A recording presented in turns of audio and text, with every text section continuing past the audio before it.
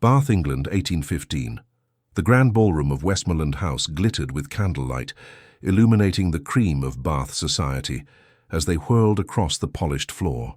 Yet in a secluded alcove, partially hidden by heavy velvet curtains, Miss Ada Primrose stood frozen, her gloved hands clasped tightly together as she faced the most powerful man in the county. "I beg your pardon, Your Grace," Ada managed, certain she had misheard the tall, imposing figure before her. The Duke of Harrington, Andrew Percy, regarded her with the same detached expression he wore when discussing the weather or crop rotations. His steely grey eyes betrayed no emotion, his posture remained impeccable, and his voice maintained its measured cadence as he repeated his proposition. "I said, Miss Primrose, that you should marry me, immediately." He adjusted his pristine cravat. "The rumours circulating about your impropriety are gaining momentum by the hour, as are certain whispers connecting my name to yours." Ada's cheeks flushed with indignation. "Those rumours are entirely unfounded. I merely helped Mr. Wilson when he fell from his horse. There was nothing inappropriate about offering a handkerchief to a bleeding man." "Indeed." The Duke's expression remained unmoved. "However, you were unchaperoned, and Mr. Wilson is a notorious flirt. Society has drawn its conclusions." "Let them talk," Ada replied, lifting her chin defiantly. "I've never concerned myself with their opinions before." A shadow of something, perhaps admiration, flickered across the Duke's face before disappearing. "A commendable attitude, but impractical. Your father's recent passing has left you vulnerable. Without protection, these rumors will destroy any prospect of a respectable future." Ada swallowed hard. Her father, a respected scholar, had died just 3 months prior, leaving her with a modest inheritance and a small cottage on the outskirts of Bath. At 23, she was precariously balanced on the edge of spinsterhood, a fate that had never troubled her until this moment. "Why would you offer marriage, Your Grace? We are hardly acquainted." The Duke clasped his hands behind his back. "We share mutual connections through your late father. I respected his work immensely. Moreover, I find myself in need of a duchess. My estate requires an heir, and I require a wife above reproach." He stepped closer, his voice lowering. "Marry me, Miss Primrose, or face ruin. I offer protection, comfort, and position. You need not love me. Indeed, I expect nothing of the sort. This is a practical arrangement to benefit us both." Ada stared at him. This man she knew only by reputation, wealthy, powerful, intelligent, and utterly devoid of warmth. The notorious Ice Duke of Harrington, whose perfect manners and absolute propriety were matched only by his apparent inability to smile. "You speak of marriage as though discussing a business transaction," she said softly. "Is it not?" he countered, one eyebrow arched. "I find emotion clouds judgment. Better to approach such matters with clarity." Ada turned away, gazing at the dancers spinning in carefree circles. Her reputation had never mattered to her before, but suddenly the weight of society's judgment felt crushing. Without family protection, these rumors could leave her completely isolated. "I would require certain freedoms," she said finally, turning back to face him. "Clarify." "I would continue my charitable work. I would maintain correspondence with my friends, and I would—" She hesitated. "I would have access to your kitchens." This, at last, seemed to surprise him. "My kitchens?" "Yes," she replied firmly. "I enjoy cooking, not as a servant but as a pastime." For a moment the Duke appeared genuinely perplexed. "You wish to cook for pleasure?" "Indeed." He considered this oddity, then nodded curtly. "Very well. You shall have access to the kitchens provided you do not interfere with the staff's duties. Do we have an agreement?" Ada looked into his cold, handsome face and made her decision. "Yes, Your Grace. I accept your proposal." "Excellent." He offered his arm. "We shall announce our engagement immediately and marry within the fortnight. The situation calls for expediency." As he led her back into the ballroom, Ada wondered what she had just committed to. Marriage to a man who approached life with the emotional range of a marble statue. A future as the Duchess of Harrington, bound to a husband who saw their union as nothing more than a sensible business arrangement. What she could not possibly know was how completely this practical decision would transform them both. The following morning, Ada sat in her small drawing room, penning a letter to her closest friend, Charlotte Hayward. Her hand trembled slightly as she attempted to explain her sudden engagement. Dearest Charlotte, you will think me mad when you read what I'm about to write, but I implore you to reserve judgment until I have explained fully. I am to be married in a fortnight to the Duke of Harrington. Yes, that Duke of Harrington, the one they call the Ice Duke, whose propriety and coldness are legendary throughout Bath. You will wonder how this came to be, as our paths have seldom crossed in society. A sharp knock at the door interrupted her writing. Mrs. Winters, her housekeeper and sole remaining servant, appeared with wide eyes and flustered demeanour. Miss, there's a carriage, the grandest I've ever seen, with the Harrington crest on the door, and footmen in livery. 4 of them. Ada hastily folded her incomplete letter. The Duke is here already. Not the Duke, miss. A woman. Says she's Lady Eleanor Percy, the Duke's sister. Ada's heart raced as she smoothed her simple morning dress, hardly appropriate for receiving nobility. But before she could suggest any delay, a commanding female voice called from the entrance hall. Miss Primrose, I hope I'm not intruding at too early an hour. Ada entered the hall to find a striking woman in her 30s, elegantly attired in a travelling ensemble of deep burgundy. Her resemblance to the Duke was unmistakable. The same aristocratic features, the same penetrating grey eyes, though hers held warmth her brother's lacked. Lady Eleanor, what an unexpected pleasure! Ada curtsied, acutely aware of her modest surroundings. The woman assessed her openly, then smiled, a genuine kind smile that immediately set Ada more at ease. My brother informed me of your engagement last night. I confess, I was startled enough to drive from London immediately. I had to meet the woman who managed to secure a proposal from Andrew. Ada blinked, unsure whether to be flattered or insulted. Would you care for tea, Lady Eleanor? Eleanor, please. And yes, tea would be lovely. We have much to discuss. In the small parlour, over steaming cups of Darjeeling, Eleanor Percy revealed herself to be refreshingly direct. I should tell you that my brother has rejected no fewer than 12 eligible young ladies in the past 5 years. The ton had all but given up on him ever marrying. So you can imagine my shock when his note arrived announcing his engagement to a young lady I'd never heard him mention. Ada set her cup down carefully. I suspect the circumstances are rather unique. Indeed. Eleanor's shrewd gaze took in Ada's simple furnishings, her father's books lining the walls, the ink-stained fingers that betrayed her scholarly habits. Andrew mentioned your father was Professor Primrose, the historian. Yes, Ada replied, surprised. Did His Grace know my father? They corresponded extensively about medieval agricultural practices, I believe.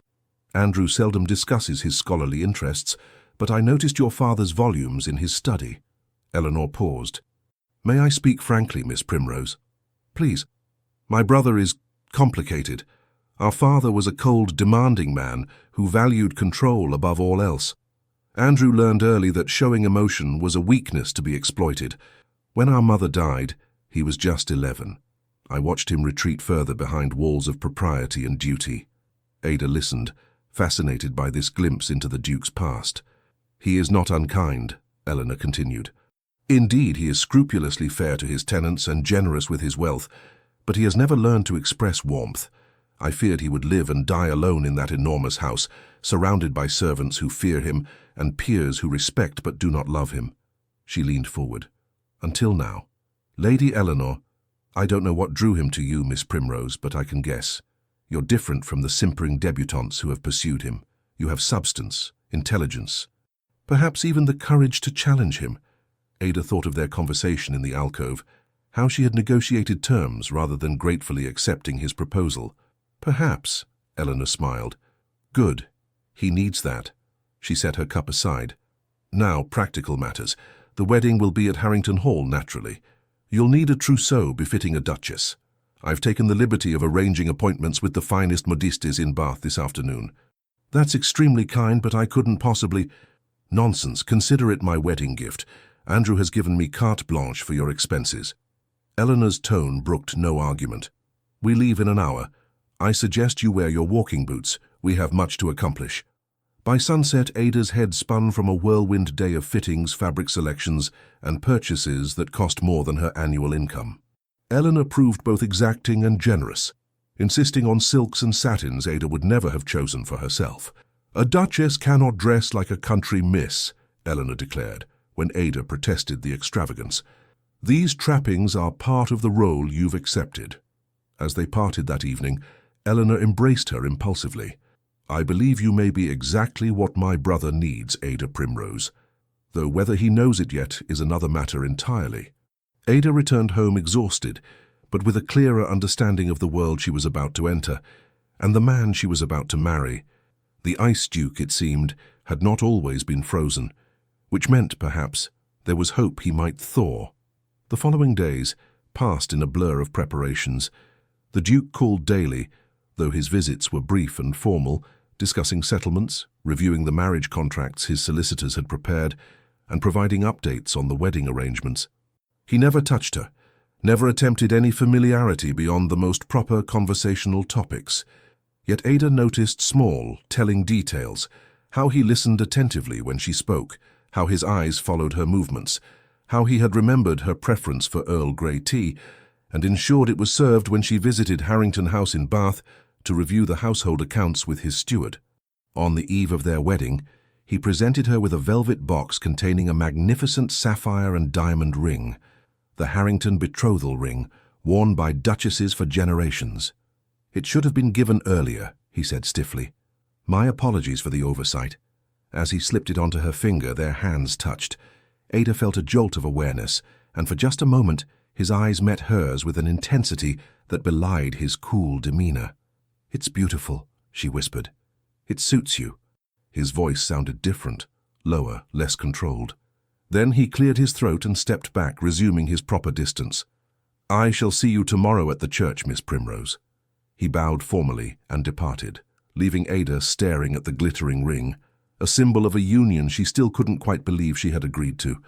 A marriage of convenience to a man who seemed incapable of passion, yet something in his eyes just now had suggested depths she had not yet glimpsed. Tomorrow she would become a duchess. The thought was terrifying, and yet, as she gazed at the sapphire on her finger, as blue as the Duke's family crest, Ada felt a curious flicker of hope. Perhaps there was more to the Ice Duke than met the eye, and perhaps she would be the one to discover it. The first weeks at Harrington Hall passed in a blur of introductions, instructions, and adjustments.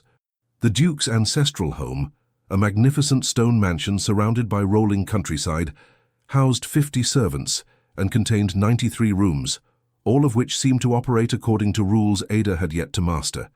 Their wedding had been a quiet affair, attended only by necessary witnesses and conducted with the efficiency the Duke applied to all matters.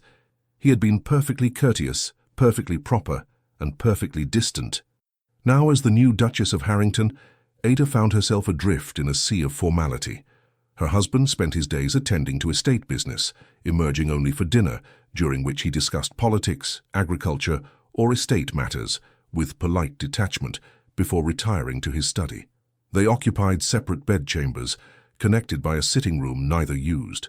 The marriage remained unconsummated, a detail that both relieved and strangely disappointed Ada. The Duke had made no attempt to claim his husbandly rights, treating her instead with the same cool respect he might show a distant relation. Mrs. Fairchild, the housekeeper, who had served the Harrington family for 30 years, approached Ada on her third morning with a formidable ledger. "The household accounts and schedules, Your Grace," she said, her tone suggesting Ada would find them incomprehensible. His Grace's mother always reviewed them weekly. The previous Duke was most particular about order. Ada accepted the book with a smile. "Thank you, Mrs. Fairchild. I'll study them carefully." "Of course, Your Grace." The housekeeper hesitated. "If I might be so bold, there are certain traditions at Harrington Hall. His Grace values them highly. I'm eager to learn them." Mrs. Fairchild's stern expression softened slightly. "The Duchess's parlour hasn't been used in years, not since the Dowager Duchess passed. Perhaps you might wish to make it your own. It has excellent light for reading or needlework." Ada recognized the gesture for what it was, a tentative olive branch from the intimidating housekeeper. "I'd like that very much. Would you show me?"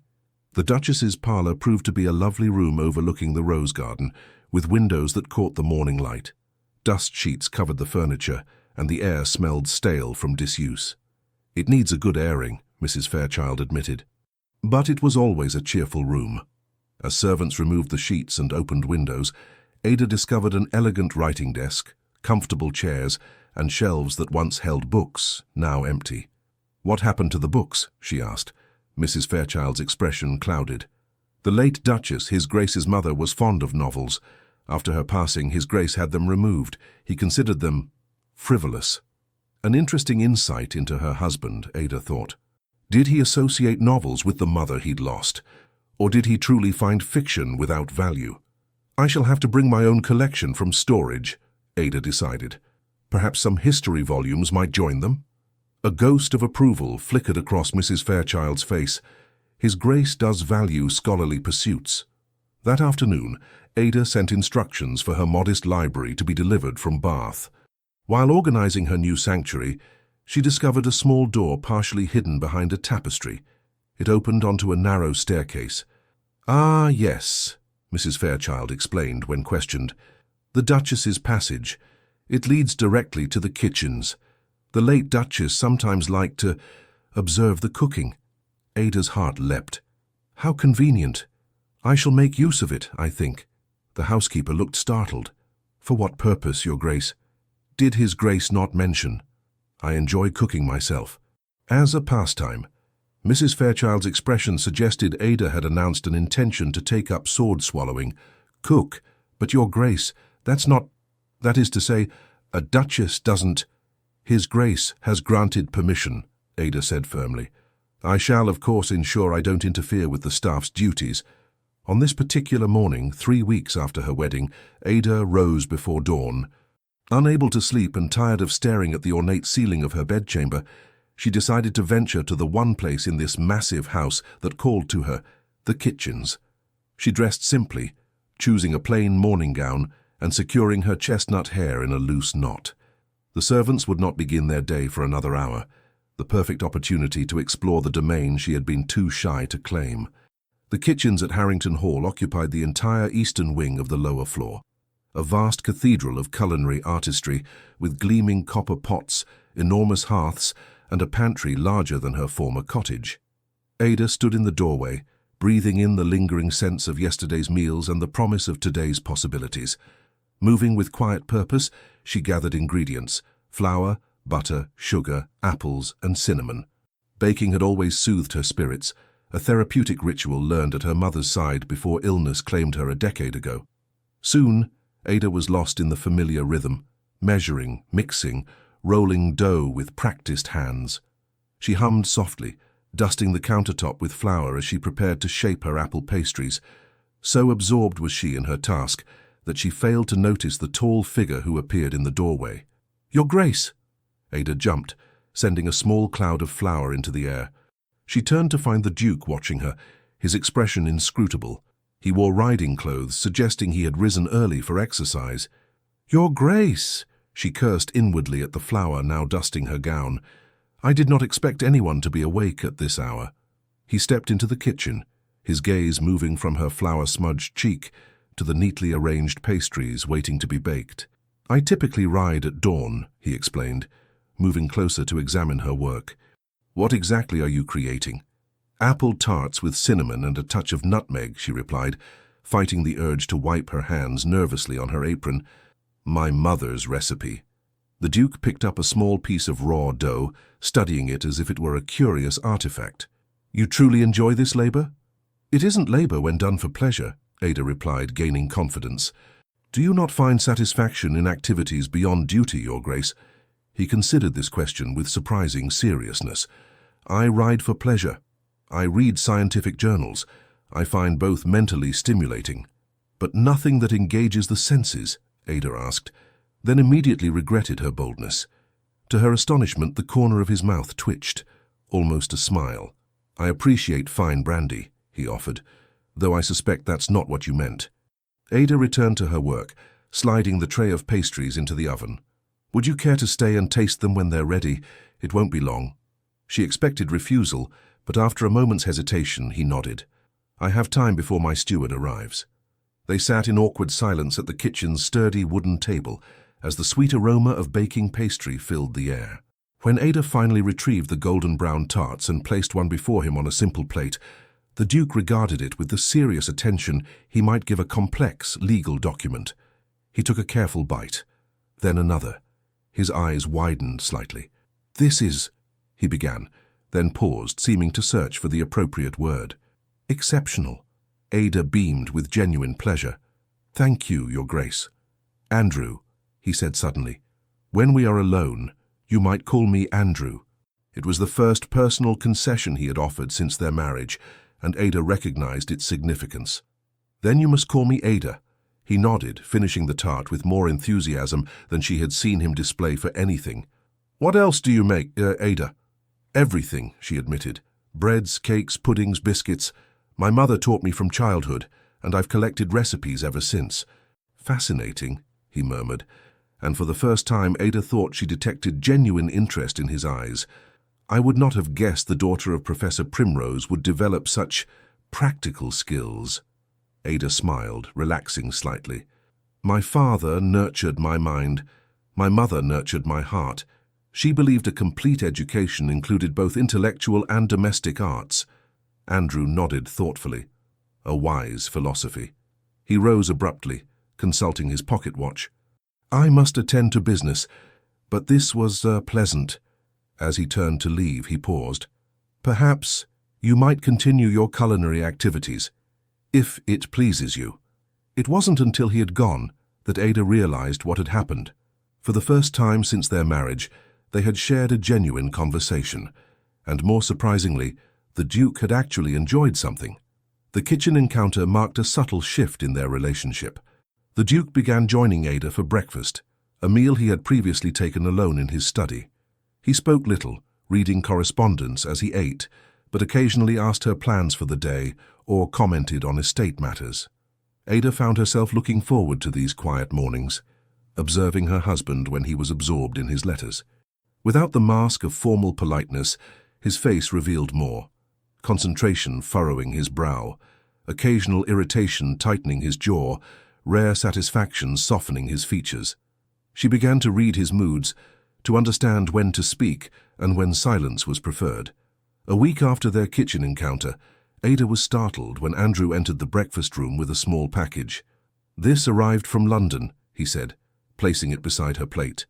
"I thought you might find it of interest." Ada unwrapped the parcel to find a slim volume, a collection of recipes from a renowned French chef. "This is wonderful," she said, genuinely touched. "Thank you." He nodded once, returning to his newspaper without further comment. Yet Ada noticed the way his eyes flickered above the page to observe her pleasure. It was, she realized, the first gift he had given her, beyond the obligatory wedding ring and family jewels. That same afternoon, an unexpected carriage arrived bearing Lady Eleanor, who swept into the house with her usual energy. "Ada, darling," she embraced her sister-in-law warmly. "How are you finding life as a duchess? Is my brother being unbearably stiff? The house overwhelming? The servants intimidating?" She lowered her voice. "Mrs. Fairchild nearly terrified me to death when I first came here as a girl." Ada laughed, grateful for Eleanor's presence. "Everything is adjusting. Mrs. Fairchild and I have reached an understanding, I believe." Eleanor raised an eyebrow. "Impressive, it took me years." She glanced around the entrance hall. "Where is my dear brother?"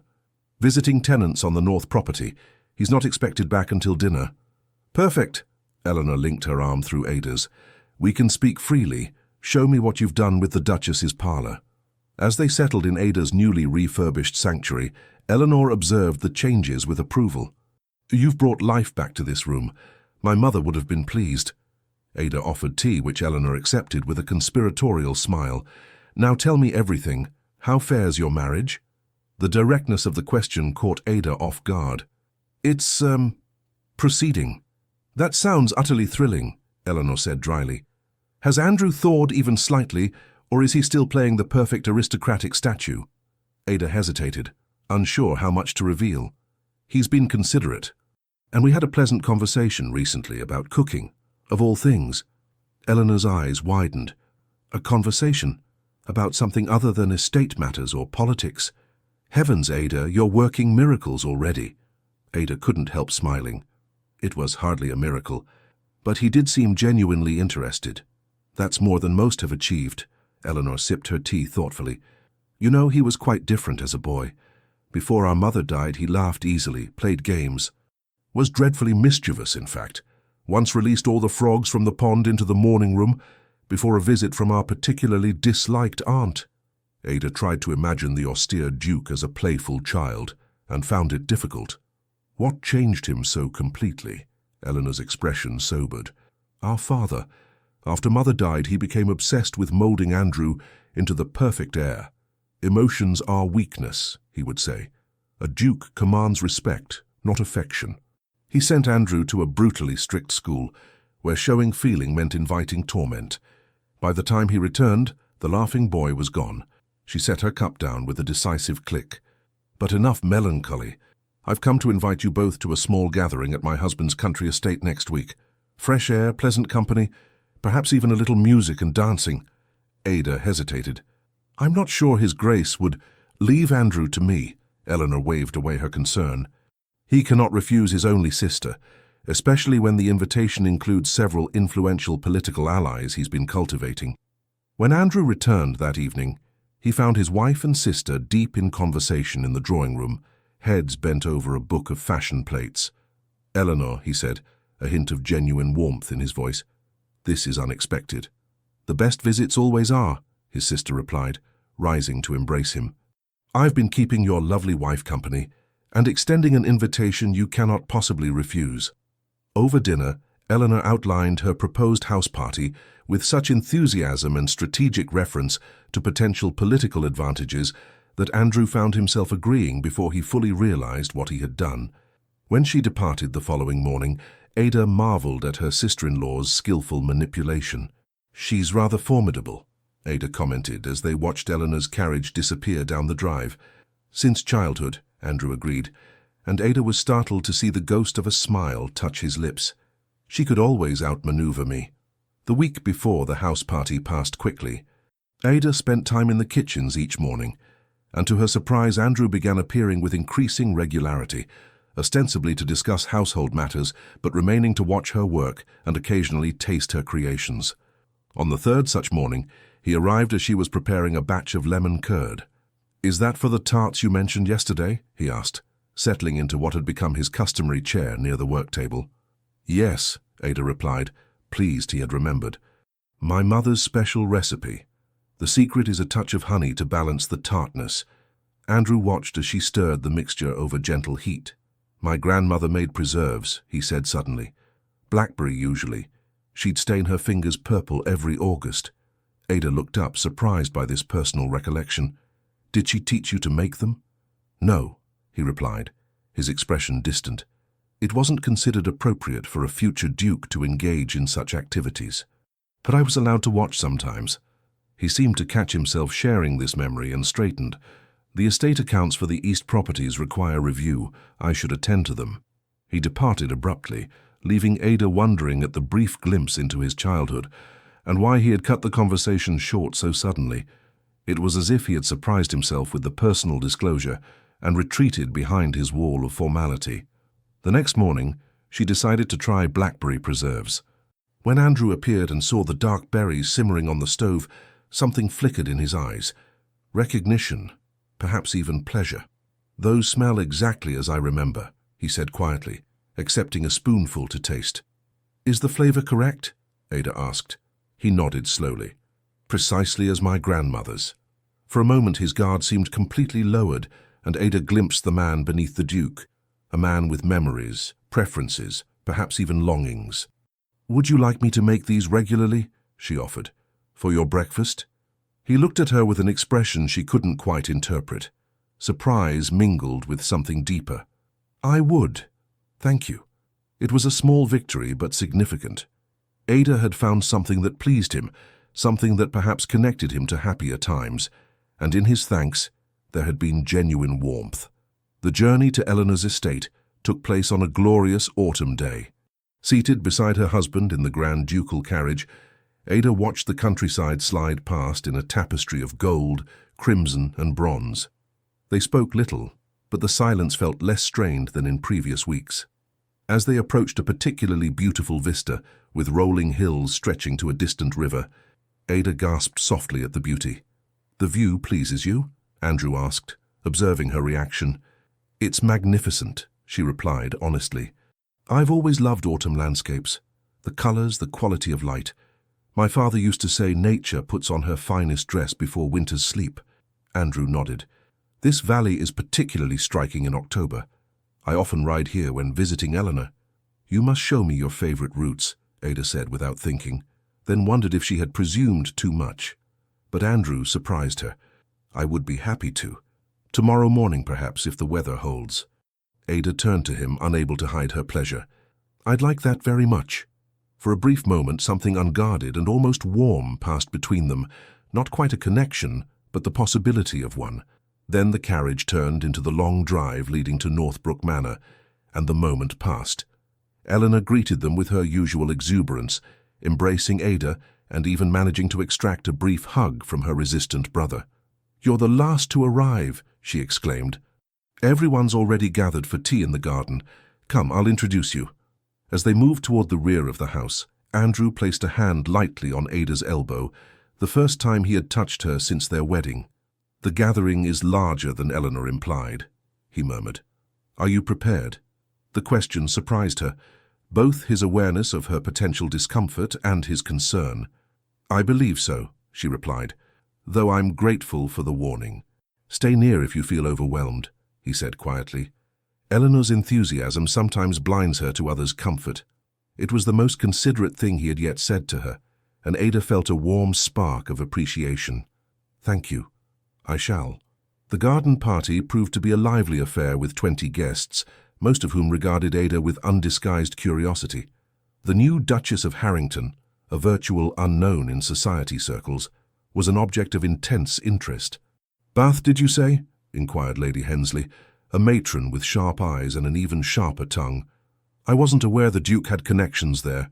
Your father was a professor. How unusual." Ada recognized the subtle disdain, but maintained her composure. "Yes, my father held the chair of medieval history at Oxford before his retirement. His work on agricultural practices of the 14th century is still considered definitive." Before Lady Hensley could respond, Andrew appeared at Ada's side. "My wife's father was a distinguished scholar," he said, his tone brooking no argument. His correspondence on historical land management proved invaluable when modernizing Harrington's farming methods. The implied rebuke silenced Lady Hensley, who quickly found reason to speak with another guest. Ada glanced at her husband, surprised by his defense. "Thank you," she said softly, as they moved toward the refreshment table. "Lady Hensley delights in finding perceived weaknesses," he replied. "Your background is not one." It was not quite a compliment, but Ada felt warmed nonetheless. Throughout the evening, she noticed Andrew remained more attentive than usual, appearing at her side during difficult conversations and ensuring she was introduced to the more agreeable guests. Later, as musicians played and couples danced on the terrace, Ada stood watching the revelry when Andrew approached. "Would you care to dance?" he asked formally. Startled, she nodded. "Yes, thank you." As he led her into a country dance, Ada realized this was the first time they had danced together. Even at their wedding, there had been no celebration, no music, no moments of shared joy. Andrew proved to be an excellent dancer, his movements precise, yet graceful. As they circled each other following the pattern of the dance, Ada caught glimpses of a different man, one less rigid, more attuned to music and movement. "You dance very well," she observed during a pause in the pattern. "My mother insisted," he replied, surprising her again with a personal detail. "She said a gentleman who danced poorly would never win a lady's heart." "Wise advice," Ada said, smiling. For a moment, brief but unmistakable, his eyes softened, and his lips curved into what might almost be called a smile. Indeed. The evening ended with Ada feeling more hopeful about her marriage than at any time since their wedding. Small changes, certainly, but significant ones. The Ice Duke, it seemed, might not be completely frozen after all. Over the following weeks, a pattern developed. Andrew would happen to appear in the kitchens during Ada's baking sessions, initially offering the excuse of estate business, bringing him to that wing of the house. Soon these pretexts grew thinner until eventually he simply arrived, pulled up a chair and watched her work. Ada discovered that her taciturn husband became surprisingly talkative in the warm, fragrant kitchen environment. He asked questions about her techniques, offered observations about the quality of ingredients from various estate farms, and occasionally shared anecdotes from his childhood. "My grandmother baked," he admitted one morning as Ada prepared lemon curd tarts. "Not often. It wasn't considered proper for a duchess. But sometimes after my mother died, she would dismiss the staff and make simple honey cakes with me." Ada looked up from her work, touched by this rare personal disclosure. "You must have been very close." "She raised me," Andrew replied, his voice softening. "My father was occupied with estate matters and his position in Parliament." Ada sensed there was more to this story, but didn't press. Instead, she offered him a spoonful of lemon curd to taste. "Too tart?" she asked as he sampled it. The ghost of a smile touched his lips. "Perfect." Later that week, Ada found a package in her chambers, a collection of handwritten recipes from France, Italy, and Spain, bound in leather with a simple note, "For your collection, A." It was the first gift he had given her beyond her wedding ring, and Ada was oddly moved by its thoughtfulness. As autumn deepened into winter, other changes manifested. Their dinner conversations expanded beyond estate matters to literature, philosophy, and politics, where Ada discovered, to her delight, that the Duke respected her opinions even when they differed from his own. Gradually, he began inviting her to ride with him in the mornings, showing her the extent of his lands with obvious pride. The transformation in Andrew himself was subtle, but unmistakable. The servants whispered about it, how the Duke now occasionally smiled, how his voice had lost some of its crisp formality, how he had been overheard humming in his study. One particularly cold December morning, Ada entered the breakfast room to find Andrew already seated, a letter open before him. "Good morning," she greeted him, accepting a cup of tea from the footman. Andrew looked up, his expression troubled. "My cousin William has taken ill. Influenza, possibly pneumonia." Ada immediately recalled meeting the jovial William at Eleanor's house party. "I'm very sorry to hear it. Is it serious?" "His physician is concerned." Andrew folded the letter carefully. "He has no immediate family. I should visit him." "Of course," Ada agreed. "When will you leave?" "This afternoon, if the weather permits. I shall return as soon as his condition stabilizes." He hesitated. "Unless, would you care to accompany me? He's at his hunting lodge near Cirencester. The journey is not arduous." The invitation surprised Ada. Until now, Andrew had kept their lives largely separate, never suggesting she accompany him on business or personal matters. "I would be happy to come," she said carefully, "if you think my presence would be helpful." "William always enjoyed feminine company," Andrew said, "and the journey would be less tedious with conversation." Not the most romantic of invitations, Ada thought wryly, but progress nonetheless. "Then I shall accompany you. I'll instruct Matthews to pack immediately." The journey to Cirencester took them through increasingly wintry landscape, the first snow of the season dusting the hills like powdered sugar. In the enclosed carriage, warmed by hot bricks and thick blankets, Ada found herself sitting closer to Andrew than ever before. "Have you known your cousin long?" she asked, breaking a comfortable silence. "Since childhood. William, Eleanor, and I spent summers together at our grandmother's estate in Somerset." A faint smile touched his lips. "William was always in trouble, climbing trees too high, swimming in forbidden ponds, liberating pies from the kitchen before they were ready."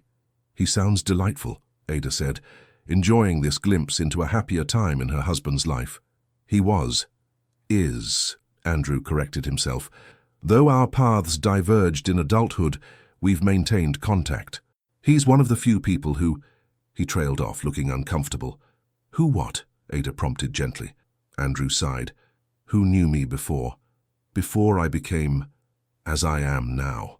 The admission hung in the air between them, an acknowledgement, however oblique, that he recognized the change in himself over the years, that the cold, formal Duke was not who he had always been.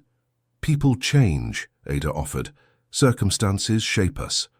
"Indeed." He gazed out at the snow-dusted landscape. "Though sometimes I wonder if the boy I was would recognize the man I've become." It was the most revealing thing he had ever said to her, and Ada felt a surge of empathy. She reached out impulsively and placed her hand over his, where it rested on the seat between them. Perhaps he would be proud of your accomplishments, if not your happiness. Andrew looked down at their hands, then slowly turned his palm upward, intertwining their fingers, the first intimate touch he had initiated since their marriage. Perhaps, he said quietly, the latter might still be possible. They remained that way, hands joined, for the remainder of the journey. William's hunting lodge proved to be a comfortable stone house nestled among snow-laden pines. They were greeted by a worried housekeeper who led them immediately to the sick room. William Percy lay propped against pillows, his normally ruddy face pale and drawn, but his eyes brightened at the sight of his visitors. Andrew, and the lovely new Duchess. What a wonderful surprise! His voice was hoarse, but his spirit seemed intact. You look terrible, Andrew said bluntly, but Ada noticed the concern in his eyes as he approached the bedside. William laughed weakly. Always the flatterer, cousin. He turned his attention to Ada. Has he been treating you well, Your Grace? If not, I'm available as soon as this inconvenient illness passes. Behave yourself, Andrew admonished, but without heat. Ada smiled, immediately liking the invalid. His Grace has been most considerate, and please call me Ada. Ada, William repeated. A lovely name for a lovely lady. Far too good for my dour cousin. Agreed, Andrew said unexpectedly, drawing surprised glances from both Ada and William. Now what does your physician say? They stayed for 4 days while William's condition improved. Ada discovered a new side to her husband as he sat with his cousin, playing chess, reading aloud from the newspaper, and occasionally sharing reminiscences that revealed a childhood far warmer than she had imagined. On their 3rd evening, after William had fallen asleep, Ada and Andrew sat before the fire in the lodge's cozy sitting room. Snow fell heavily outside, creating a sense of intimate isolation. Thank you for coming, Andrew said, passing her a glass of wine. Your presence has cheered him considerably. I've enjoyed it, Ada replied truthfully. He's wonderful company, even ill, and I've learned much about you from his stories. Andrew grimaced. Most exaggerated, I assure you. I don't believe that for a moment, Ada teased gently. The tale about you falling into the duck pond while attempting to retrieve your grandmother's hat was far too specific to be invented. To her delight, Andrew laughed, a genuine warm sound she had never heard from him before.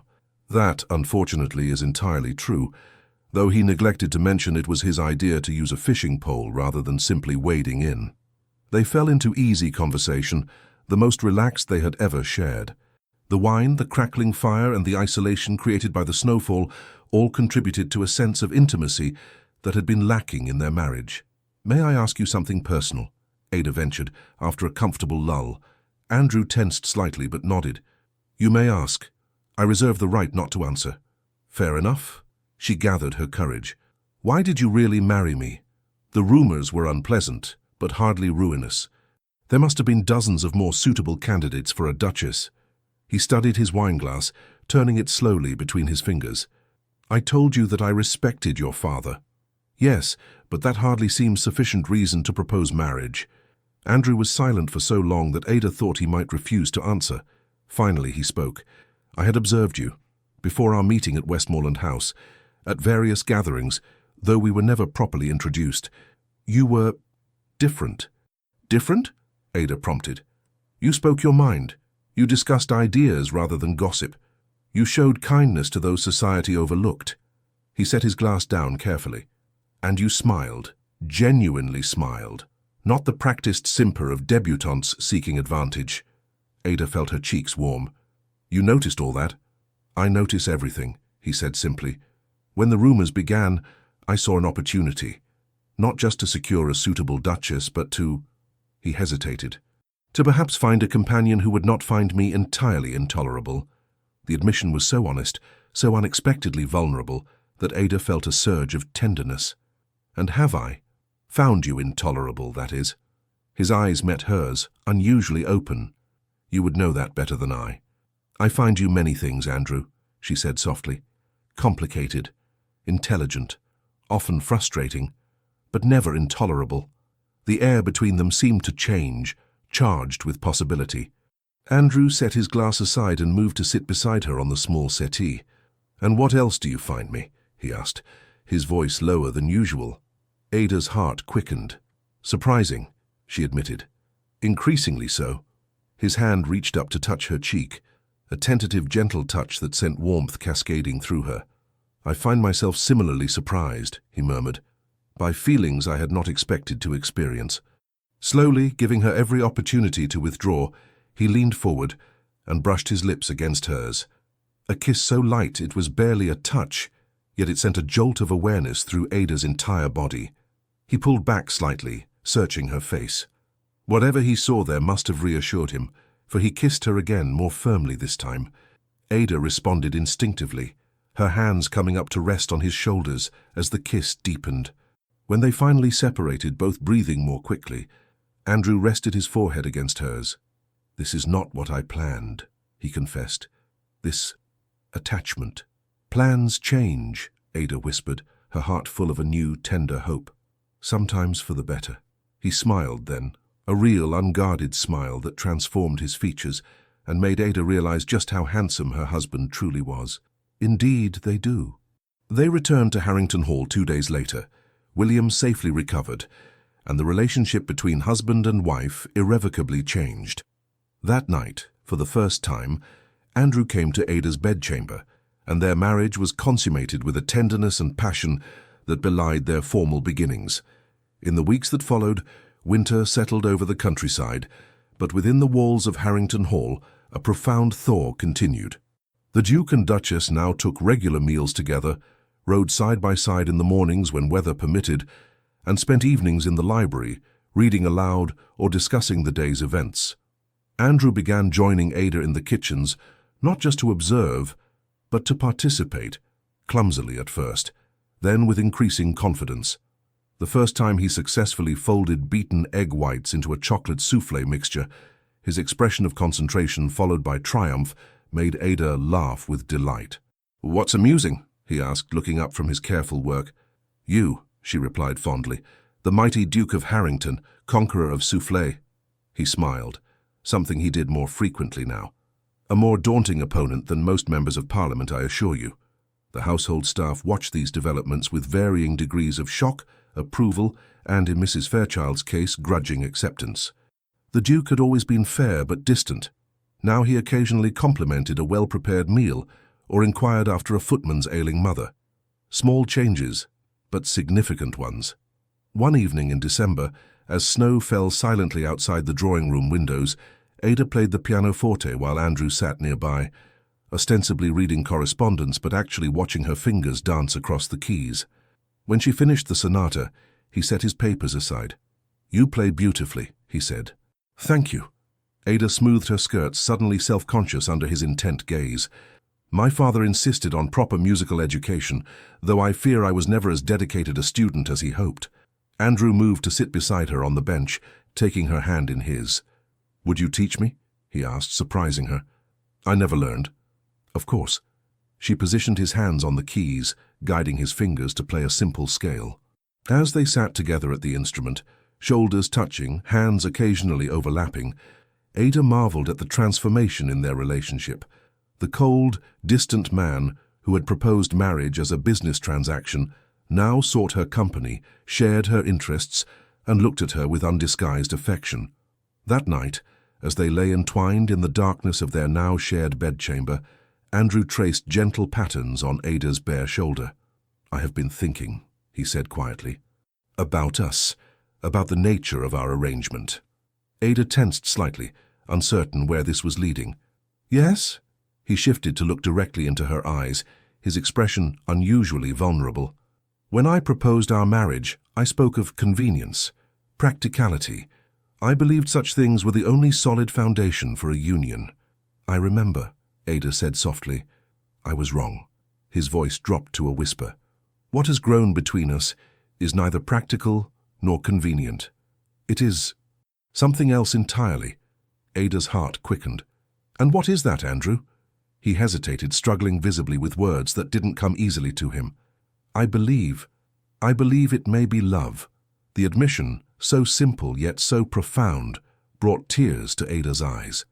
"I believe you may be right," she whispered back, reaching up to touch his face. He caught her hand, pressing a kiss to her palm. "I never expected this," he confessed. "To feel so much. For so long I thought it safer not to feel at all. And now," Ada prompted gently, "now I find that feeling, even when it renders one vulnerable, has its compensations." He pulled her closer. "You have changed me, Ada. Awakened parts of myself I thought long dead." She smiled through her tears. Perhaps they were merely dormant, waiting for spring. "Perhaps," he agreed, kissing her tenderly, though it took a rather exceptional gardener to coax them back to life. Their kiss deepened, conversation giving way to more intimate expressions of the love neither had expected to find in their practical arrangement. The following morning, Ada woke to find Andrew propped on one elbow, watching her with undisguised tenderness. "Good morning," she murmured, still drowsy. "Indeed it is." He brushed a strand of hair from her face. "I have been thinking. A dangerous pastime so early," she teased. He smiled. "Perhaps, but I've made a decision nonetheless." He took her hand in his. "I wish to host a Christmas gathering here at Harrington Hall, Eleanor and her husband William, perhaps a few others, a proper celebration." Ada sat up, surprised. "You hate entertaining." "I did," he admitted. "But I find I want to share my happiness. Our happiness. The house has been silent for too long." Touched beyond words, Ada threw her arms around him. "I think it's a wonderful idea." "There's more," he said, once she had settled back against the pillows. "I want to renew our vows. Not legally, we are of course already married, but differently. With words I should have said the first time." Ada's eyes filled with tears again. "Andrew, I offered you a transaction," he said seriously. "You deserve a declaration." And so on Christmas Eve, with snow falling gently outside and the great hall of Harrington decorated with evergreens and candles, the Duke and Duchess of Harrington stood before their closest friends and renewed the promises made months earlier, this time not as a business arrangement, but as a covenant of love. "Ada," Andrew said, his voice carrying clearly through the hushed room, "when I asked for your hand, I spoke of practical matters, protection, position, respectability. I offered you a transaction when I should have offered my heart." He took both her hands in his eyes never leaving hers. "Today, I make new vows. I promise not merely to provide for you, but to cherish you. Not just to respect you, but to delight in you. To share not only my name and home, but my thoughts, my hopes, my dreams." His voice softened. "I promise to be not just a husband-in-law, but a partner in life. To love you with all that I am, and all that I have yet to become." Tears spilled freely down Ada's cheeks as she responded.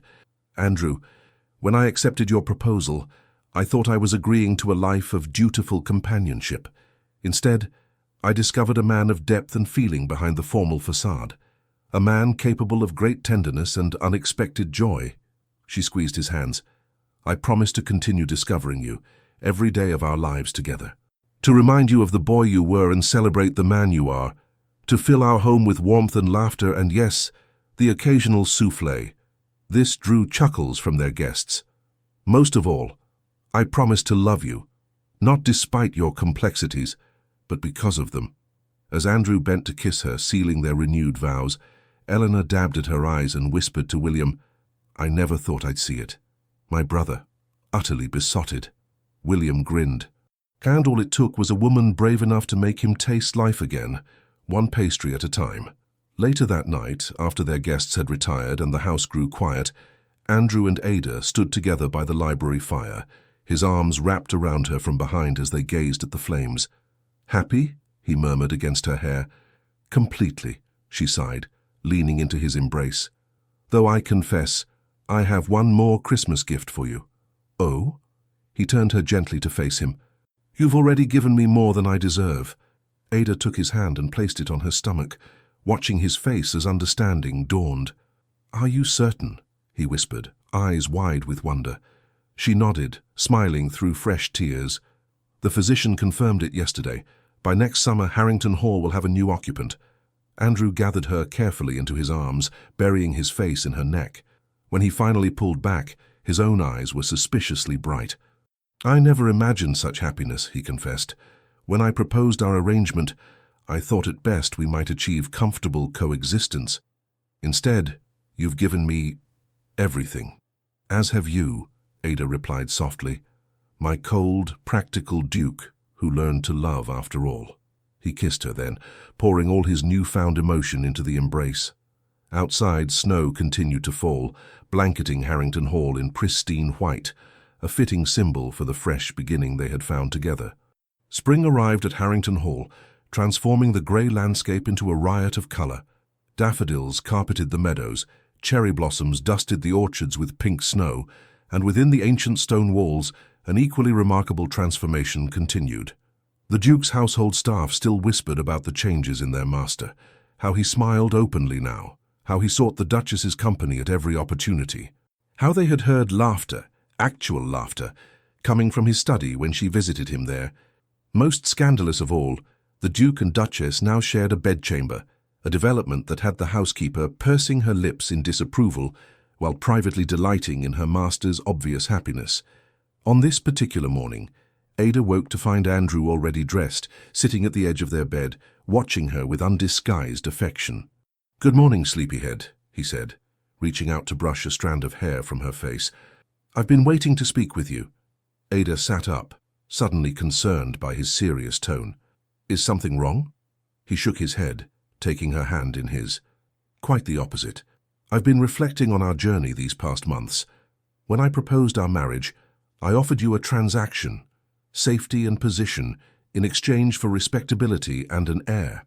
Ada nodded, remembering all too well his cold, practical proposition. "I said you need not love me," he continued. "Indeed, I convinced myself that love was unnecessary in a successful marriage." He brought her hand to his lips, pressing a kiss against her palm. "I was utterly, completely wrong." Ada's breath caught. Though their relationship had transformed dramatically, though they now shared passionate nights and companionable days, neither had spoken explicitly of love. "Ada," he said, his voice suddenly uncertain, "I find myself in the unexpected position of being hopelessly in love with my own wife. Your kindness, your intelligence, your passion for life, they've changed me in ways I never thought possible." He slid from the bed to one knee, still holding her hand. "I know we are already married, but I wish to propose again, not as a business arrangement, not as a solution to a problem, but as a man who loves a woman with his entire heart." Tears sprang to Ada's eyes as he continued. "Will you accept me as your husband in truth? Will you build a life with me based not on convenience, but on love? Will you grant me the privilege of trying every day to be worthy of your affection?" Ada threw her arms around him, nearly knocking him backward. "Yes," she whispered against his neck. 1,000 times, yes." As her pregnancy progressed, Ada found Andrew becoming increasingly protective, sometimes frustratingly so. He insisted she rest frequently, hired additional staff to ease her responsibilities, and hovered anxiously whenever she ventured into the kitchens. "Andrew," she said with fond exasperation one afternoon, as he tried to dissuade her from a walk in the gardens, "I am with child not made of porcelain. Women have been bearing children since the beginning of time." "Not my child," he replied seriously. "Not my wife." She softened, touching his worried face. "And both will be perfectly fine. The physician says I'm in excellent health. Now will you accompany me on this walk, or must I escape on my own?" Sighing in defeat, he offered his arm. "You are the most stubborn woman in England." "Which is precisely why you love me," she retorted cheerfully. As they strolled among the spring blossoms, Andrew guided her to a stone bench beneath a flowering cherry tree. "I have a surprise for you," he said once she was comfortably seated. "Another? You've already filled our nursery with enough toys and books for 10 children." He smiled sheepishly. "This is different." He hesitated, suddenly looking uncertain. "I hope you'll approve." Now Ada was intrigued. "Tell me." "I've been corresponding with the Royal Society. They're establishing a scholarship in your father's name for promising students of medieval history who lack financial means." Ada gasped, overcome with emotion. "Andrew, I don't know what to say." "Your father's work deserves recognition," he said simply. "And I thought our child should know the legacy of both sides of their family." Tears flowed freely down Ada's cheeks as she grasped the significance of his gesture.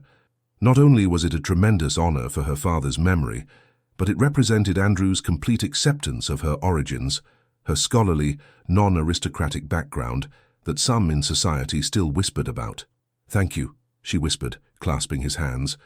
"It's the most thoughtful gift imaginable." Andrew smiled, clearly pleased by her reaction. "There's a small ceremony planned for next month in London, if you're feeling well enough to travel, of course."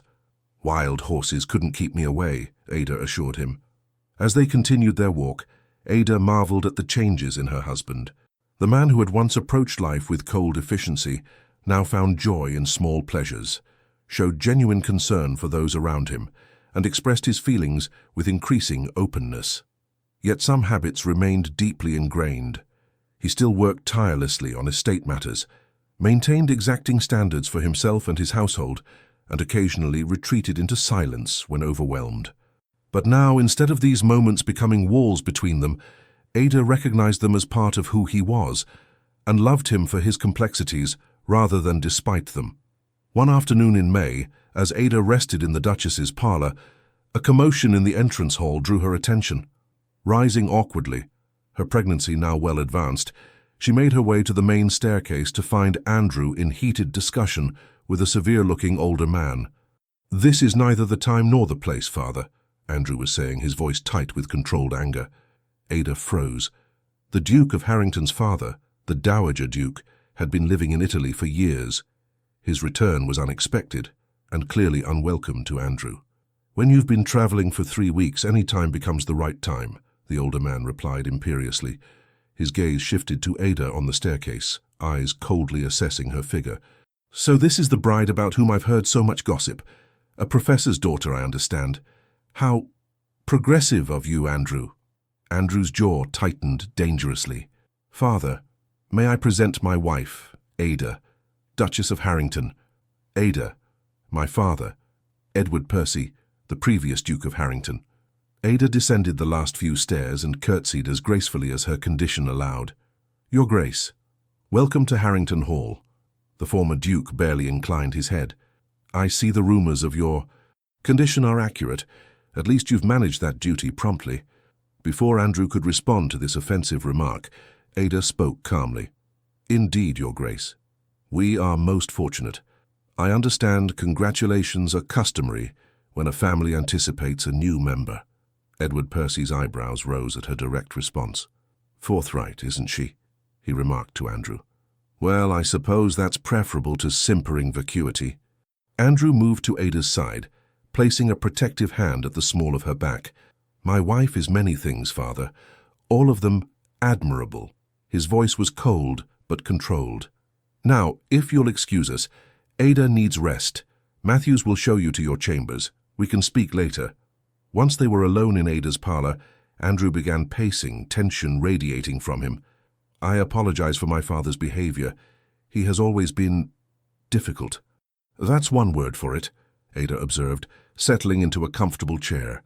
"Why has he returned now after so many years away?" Andrew sighed, running a hand through his hair, a gesture of frustration she had rarely seen from him. "Money, most likely. He's probably exhausted his allowance and needs additional funds. It's happened before." He knelt beside her chair, taking her hands in his. "I won't allow him to upset you or insult you. If necessary, I'll arrange for him to stay elsewhere." Ada squeezed his hands reassuringly. "I'm not so easily upset, Andrew, and he is your father, however unpleasant. He abandoned Eleanor and me after our mother died," Andrew said quietly. "Left us with our grandmother while he traveled Europe, drowning his sorrows in wine and gambling. He returned occasionally to criticize, instruct, and withdraw more funds, then disappear again." Understanding dawned on Ada. And each time he returned, he reinforced the lesson that emotion was weakness. Andrew nodded, his expression distant. Caring for someone meant giving them power to hurt you. He demonstrated that principle repeatedly. Ada touched his face gently, bringing his focus back to her. "Yet here you are, caring deeply, despite all his lessons." A smile slowly replaced his frown. "Perhaps I found a better teacher." The Dowager Duke's stay proved mercifully brief. After 3 tense days during which he criticized everything from the estate management to the table settings, Andrew confronted him privately in his study. Ada, passing by, overheard fragments of their heated exchange. "Not another penny beyond your allowance." Ungrateful after all I sacrificed. What exactly did you sacrifice? Certainly not your comforts or pleasures. Your mother would be appalled by your choice of bride. Ada moved away, not wishing to eavesdrop further, but her heart ached for Andrew. Whatever his father's failings, his words still had power to wound. That evening, Edward Percy announced his intention to return to Italy.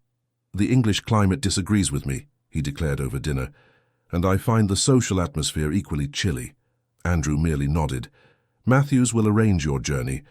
The following morning, as the former Duke's carriage disappeared down the drive, Andrew stood rigid beside Ada, his face unreadable. "Are you all right?" she asked softly.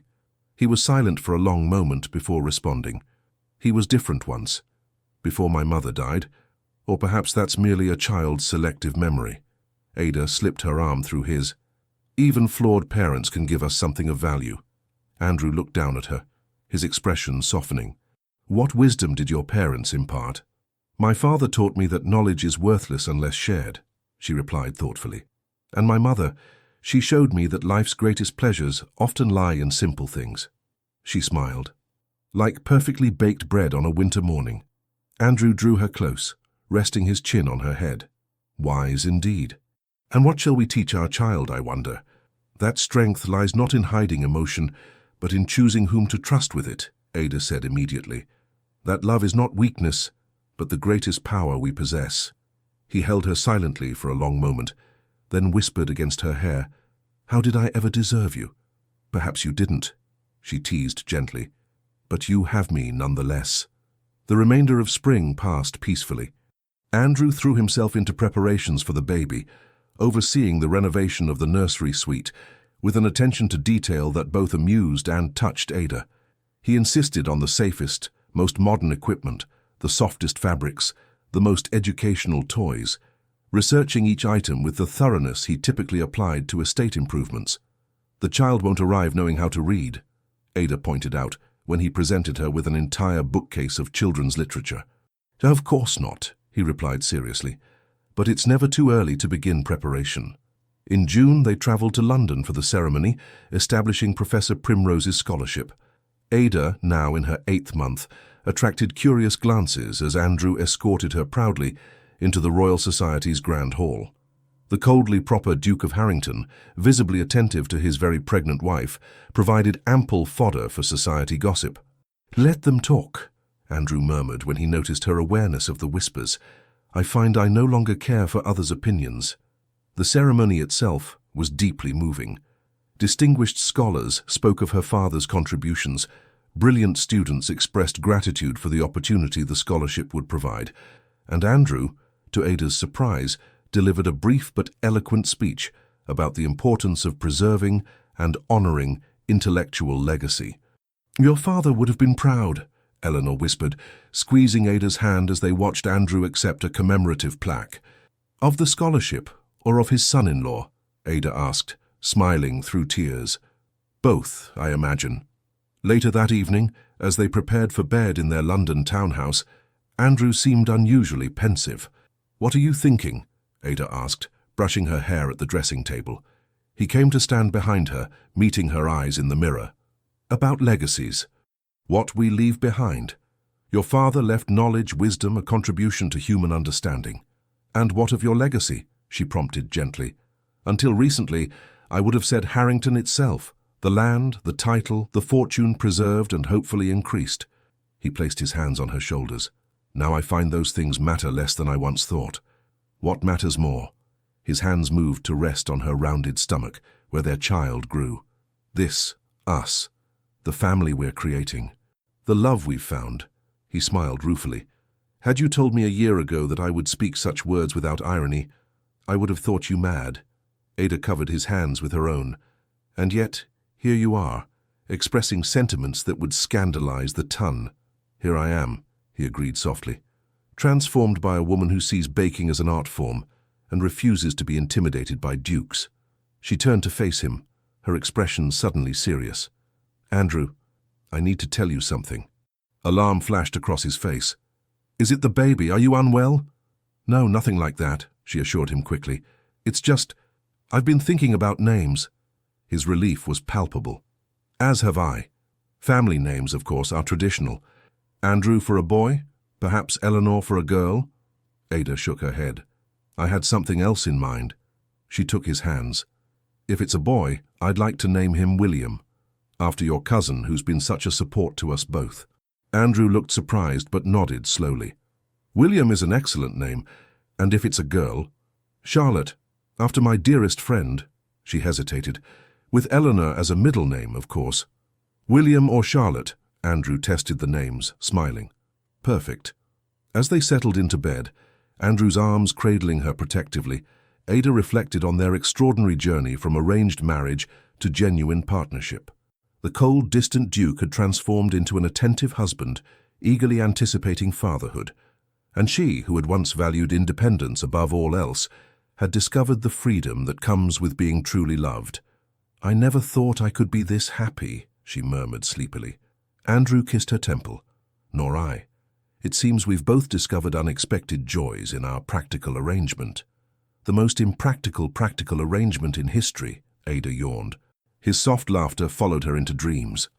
William Andrew Percy entered the world on a stormy July night, after a labor that left both parents exhausted but jubilant.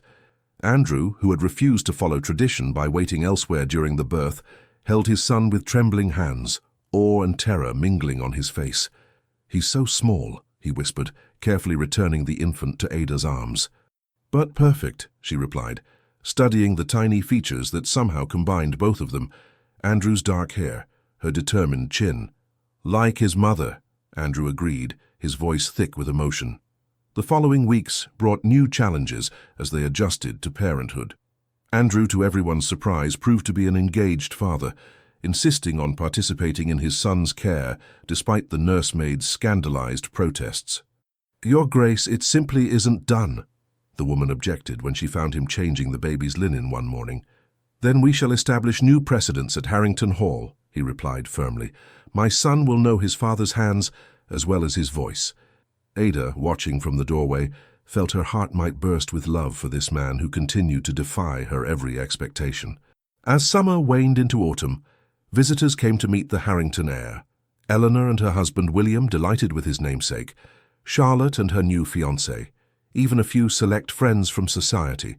All remarked on the changes in the Duke, how he smiled easily now, how pride in his wife and son radiated from him, how the formidable Ice Duke had melted into a contented family man. By Christmas, William was thriving, already showing signs of his father's intelligence and his mother's determination. The holiday celebration at Harrington Hall, now an annual tradition, filled the once silent halls with music, laughter, and the scent of Ada's special pastries. Late on Christmas Eve, after guests had retired and servants had completed their duties, Andrew and Ada sat alone before the library fire, their sleeping son cradled between them. I have something for you, Andrew said, producing a small package from his pocket. A Christmas gift. Ada unwrapped it carefully to find a delicate gold locket. Inside was a miniature portrait of William on one side and Andrew on the other. It's beautiful, she whispered, tears threatening.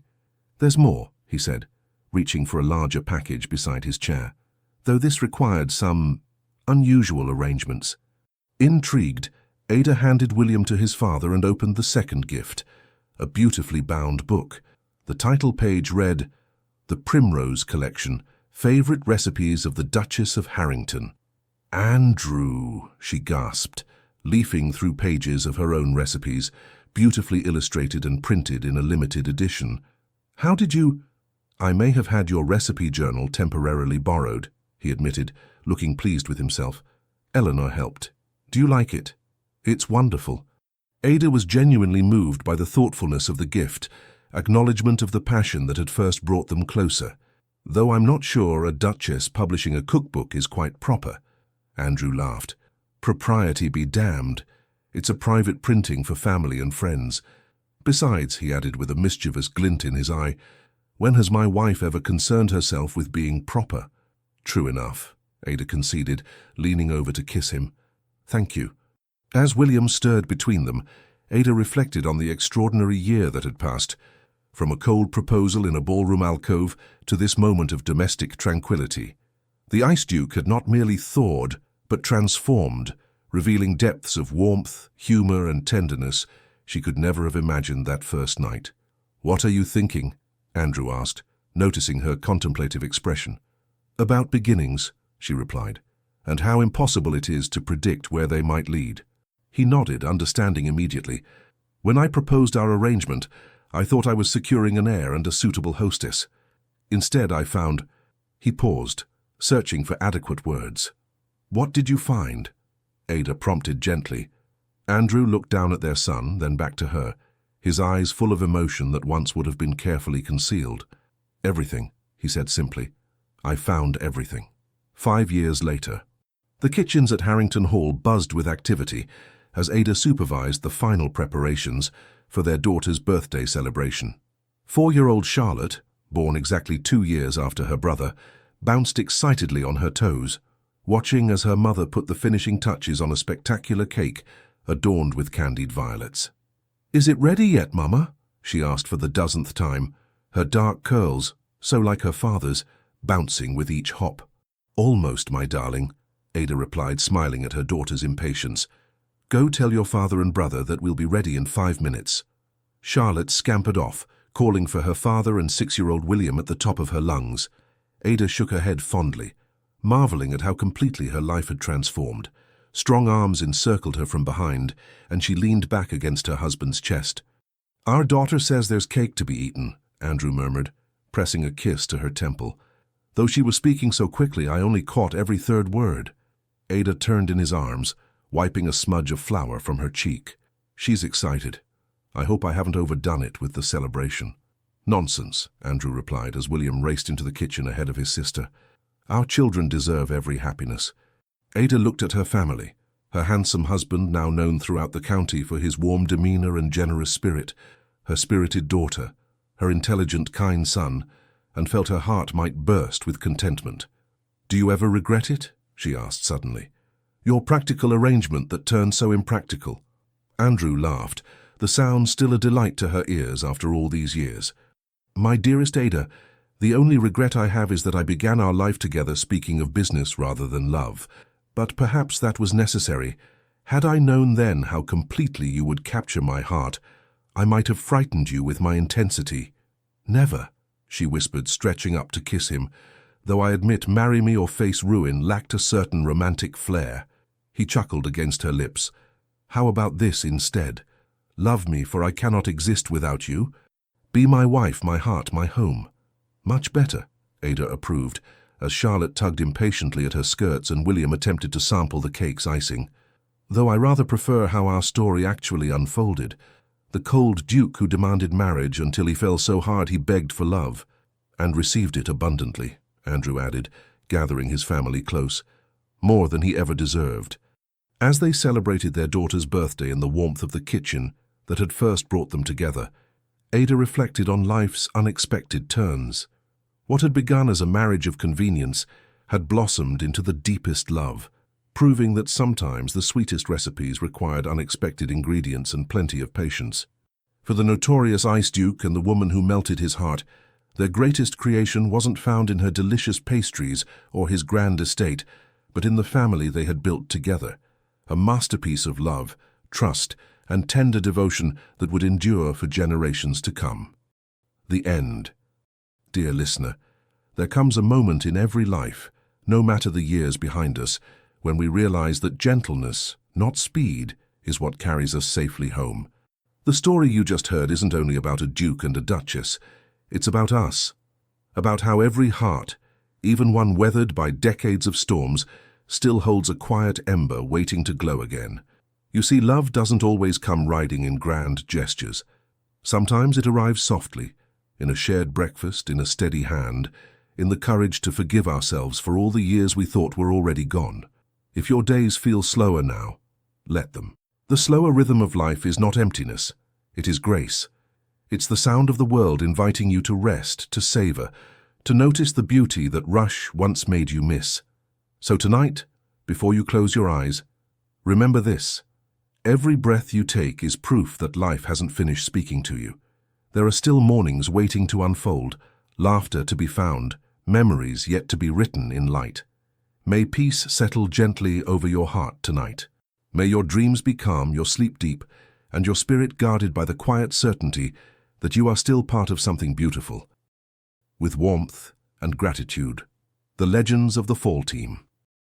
Thank you so much for staying with us until the end of this unforgettable love story. If this tale brought a smile to your face or a tear to your eye, we invite you to subscribe, like, comment, and share this video with someone who still believes in love, even when it begins in the coldest of ways. Your support from the bottom of our hearts helps us stay inspired to continue creating these deeply emotional stories, always with love, healing, and the hope of a second chance.